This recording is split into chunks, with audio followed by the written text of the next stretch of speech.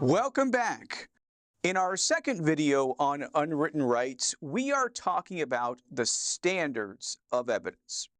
Now, as a professional surveyor, when I bring a boundary determination to the court, to the property owner, to whoever else wants to see it, I have to prove a very low bar. That's all the way down here, and that is the preponderance of evidence.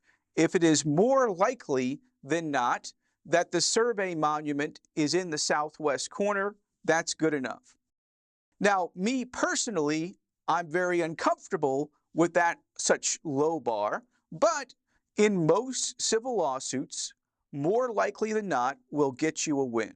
All right, now we move all the way to the top, and that is beyond a reasonable doubt. And the phrase for this is better than 100 guilty men go free, than one innocent man be put in jail or to death. That's a very high bar, beyond a reasonable doubt.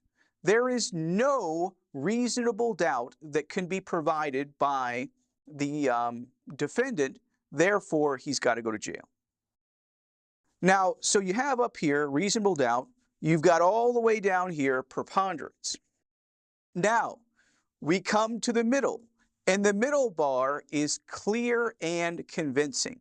I have provided clear and convincing proof that I have occupied this land for the past 25 years, openly, hostilely, notoriously, exclusively, whatever. Now, reasonable doubt, higher. Preponderance, lower. So clear and convincing is somewhere in the middle. There's no percentage or other kind of, 50.01% we can deal with.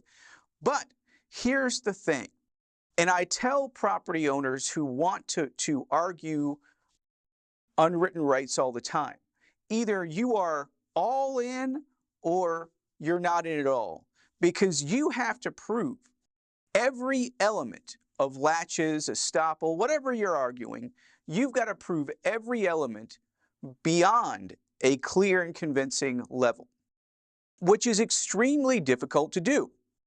So here's the question. Why are unwritten rights often required to be proven to a higher level than normal boundaries? Well, because we understand that most of the time the deed is what's going to control.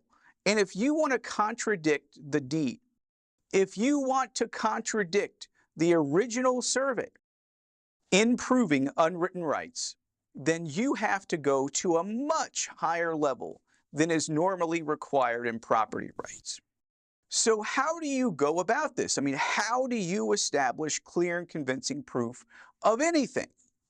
Well, in our next video, we'll talk all about the sources of evidence that I like to use as a professional surveyor when trying to prove or disprove unwritten rights.